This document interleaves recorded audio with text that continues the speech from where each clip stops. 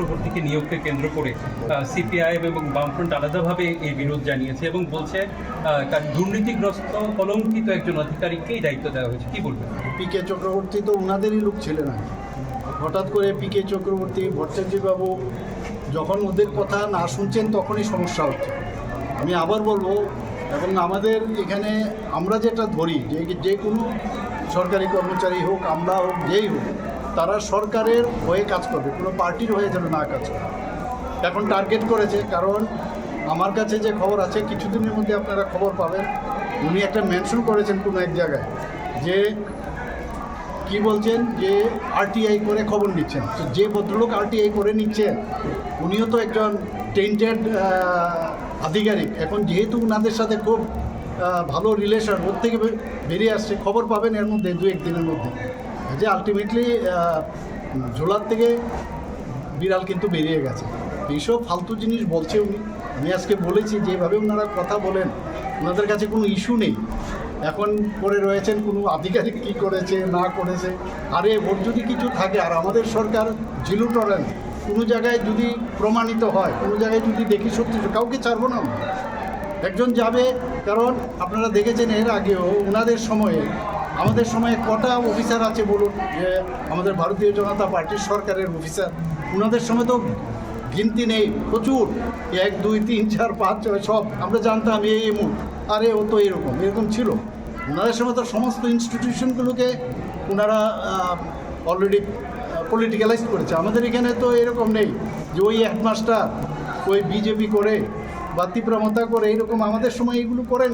আমরা এগুলো চাইও না। টিচারের কাজ করবে, ডাক্তার, ওরা তো ডাক্তারিদের মধ্যে পর্যন্ত ওরা পলিটিক্যালাইজ করছে। এখন সমস্যা হচ্ছে যাদেরকে ওরা ভরসা করেছিল, ওরা বুঝতে পারছে এই সরকার একদম কোনো জায়গায় ইন্টারফেয়ার করে না। এখন ওনাদের গাছুর দেওয়া হচ্ছে, এইসব নিয়ে ইস্যু করছে। আমি বলবো উনি প্রকৃত অর্থে যদি রাজনীতি করতে হয়, ভালোভাবে রাজনীতি করুন। এবং আপনার যে পূর্বসূরি ছিল, আপনাদের যারা সেক্রেটারি ছিলেন বা অন্যান্য যারা এক্স চিফ মিনিস্টার ছিলেন আমাদের ত্রিপুরা, এবং ওনার যে উত্তরসূরি ছিলেন, ওনাদের দিকে শিখুক। অন্তত এই ভদ্রলোক তো এইভাবে কথা বলেন না। একটা প্রশ্ন, সেখানে কি আপনারা এবার আলাদা করে লড়াই করবেন নাকি তীব্রমতার সঙ্গে জোট? আরেকটা কোয়েশ্চেন হচ্ছে, স্টেট কমিটি বিজেপি এখনো ঘোষণা হয়নি, কবে নাগাদ হচ্ছে? সময়ে কথা বলবে, হয়ে যাবে, সব কিছুই হচ্ছেও সব। আর ভিলেজ কমিটির, সেটাও আমি আগেও বলেছি, সময়ে কথা বলবে।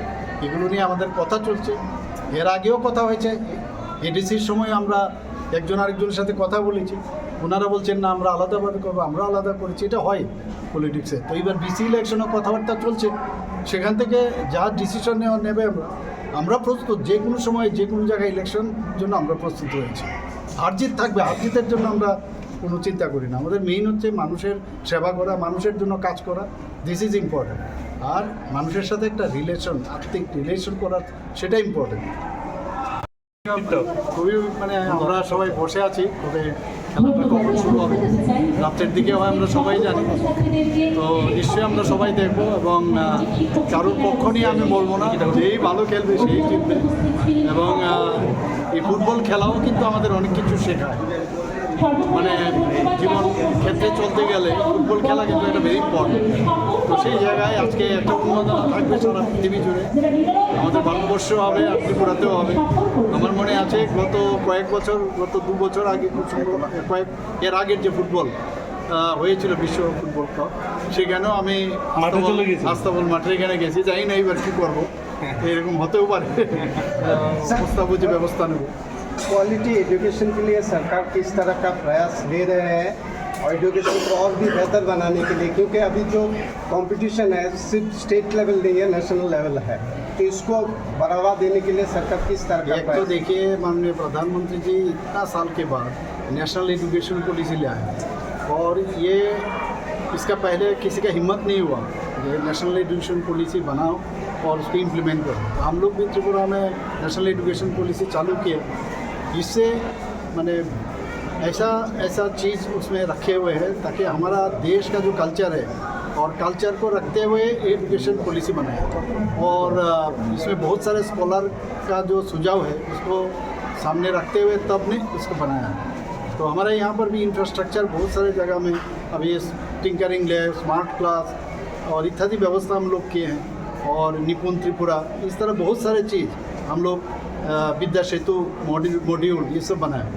तो जहाँ जहाँ ज़रूरत पड़े वहाँ पर हम लोग एड्रेस कर रहे हैं, और बुनियादी स्तर से शुरू करके माने पूरा उच्च मध्यम स्तर तक, ताकि वहाँ पर इंफ्रास्ट्रक्चर भी अच्छा हो। लेकिन मैं कहना चाहता हूँ बहुत सारे जगह में हमारे बहुत सारे लूपहोल्स है, खास करके जनजातीय एरिया में मैं खुद भी जाऊँगा जाके, और एक वहाँ पर हम लोग डिसीजन लिए हैं क्या करना है, ताकि स्टूडेंट्स और टीचर्स का जो रेशो है वो ठीक ठाक रहे, और नियमित रूप से टीचर वहाँ जाए, पढ़ाई में इंटरेस्ट बनाना है। तो ये सब ड्रॉप आउट कितना है ये सब हम लोग सामने रख के हम लोग आगे बढ़ेंगे। सर, देखा गया है कि सरकार हर सेक्टर में नियुक्त कर रहे हैं, टीचर भी नियुक्त कर रहे हैं, टीचर की कमती है, मगर ये बहुत स्लो चल रहा है। इसको और भी अच्छा बेहतर बनाने के लिए किस तरह? हर चीज़ का ना कुछ स्टेप्स होता है, फिर आपका साधन भी चाहिए,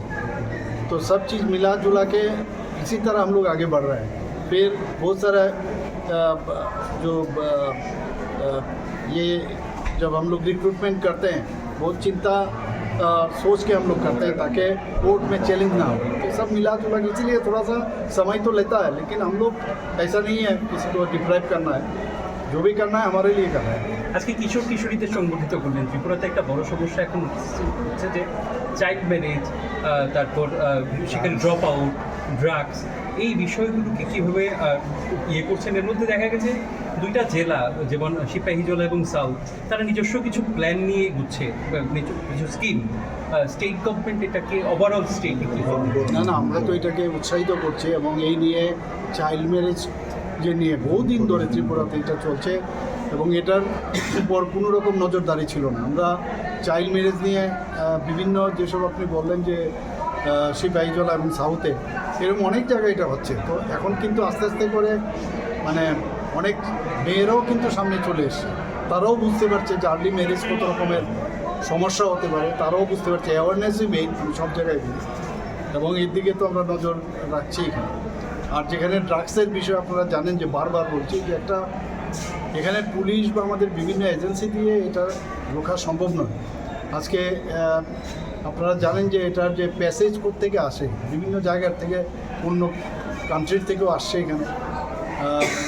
তো আসাম এবং মিজোরাম বর্ডার দিয়ে আসছে। তো আমরা কিন্তু একটা চেষ্টা রয়েছে, জিরো টলারেন্স নীতি আমরা নিয়েছি, এবং প্রচুর আপনারা দেখেছেন বহু যে কিংপিন তাদেরকেও আমরা ধরছি এখন, বাইরের থেকে ওদেরকে ধরে নিয়ে আসছি। তো আশা করি আমরা যে টার্গেট আমাদের আছে সাকসেস আমরা নিশ্চয়ই আমরা। রাজ্য নির্বাচন কমিশনার নতুন করে